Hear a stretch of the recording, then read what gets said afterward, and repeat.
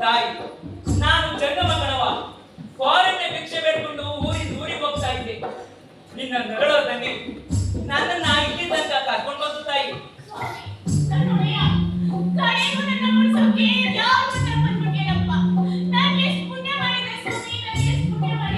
ಮಗಳೇ ಸಂಗವ್ವ, ನಿನ್ನ ಮೇಲೆ ನಿನ್ನ ಗಂಡನಿಗೆ ಯಾಕಷ್ಟು ಅನುಮಾನ ತಾಯಿ?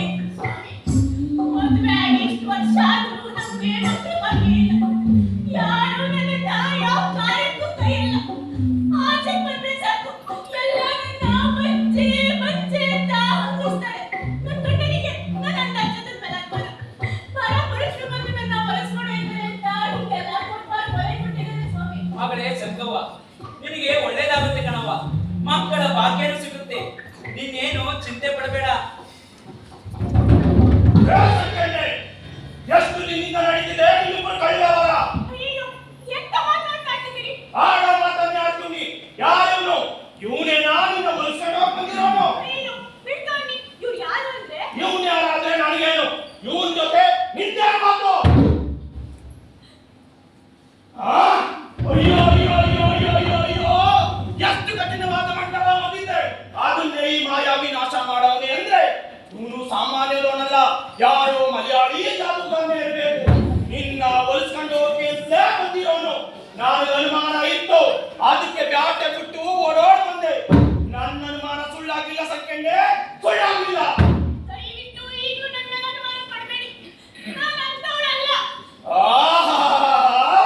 ಅಂತವಳಲ್ಲ. ನೀನ್ ಅಳ್ತಾ ಕಣ್ಣೀರ್ ಹಾಕಿದ್ರೆ ನಿನ್ನ ಕಣ್ಣೀರು ತಗೋಗೋ ಮಗ ನಾನಲ್ಲ. ಬ್ಯಾಟೆಗೆ ಹೋಗುವಾಗ ಬಲಗೈ ಮುಟ್ಟಿ ಭಾಷೆ ಕೊಡು ಅಂದ್ರೆ ಇಂತ ಅವತಾರ ಆಡ್ಬಿಟ್ಟೆ ನೀನು. ನಂಬಿಕೆ ಬಗ್ಗೆ ನನಗೆ ನೀತಿ ಹೇಳೋದಲ್ವಾ? ನೋಡು ನೀನ್ ನೋಡು, ನೀನು ಬಣ್ಣ ಬಳ್ಳ ತಗೋ.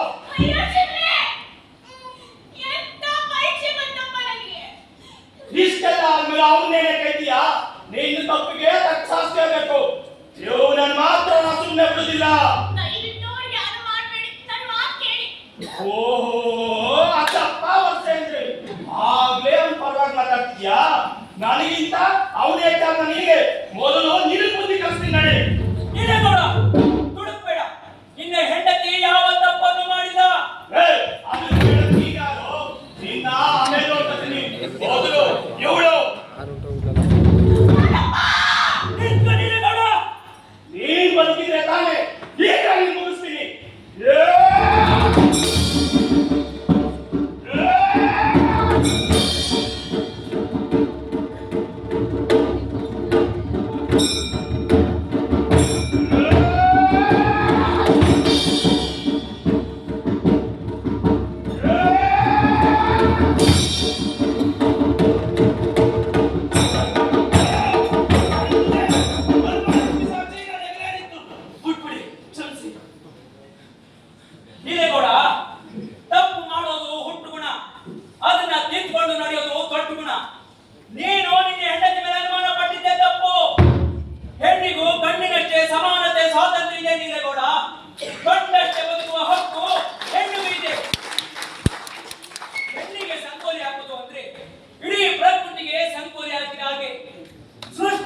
ಬಂಧಿಸಿದ್ದಾಗೆ.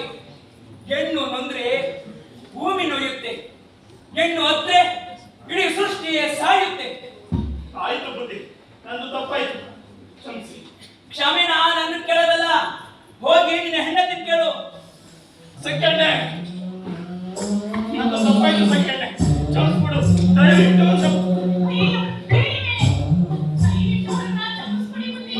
ಮಗಳೇ ಸಂಗವ್ವ, ಇನ್ನು ಮುಂದೆ ಯಾರು ಆದರ್ಶ ಸತಿಪತಿಗಳಾಗಿ ಬಾಳಿ ನಿಮಗೆ ಒಳ್ಳೇದಾಗ್ಲಿ.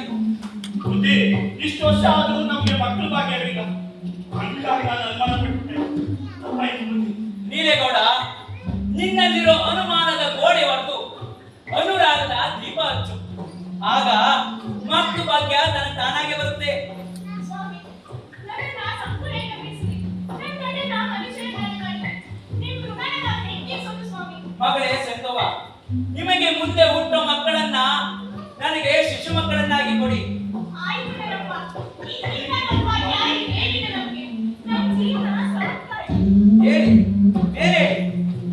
ಇನ್ನು ಮುಂದೆ ಆದರೂ ಅನ್ಯೋನ್ಯವಾಗಿ ಬದುಕಿ. ಈ ನಿಮ್ಮ ಜೀವನ ಇತರರಿಗೆ ಪಾಠವಾಗಲಿ.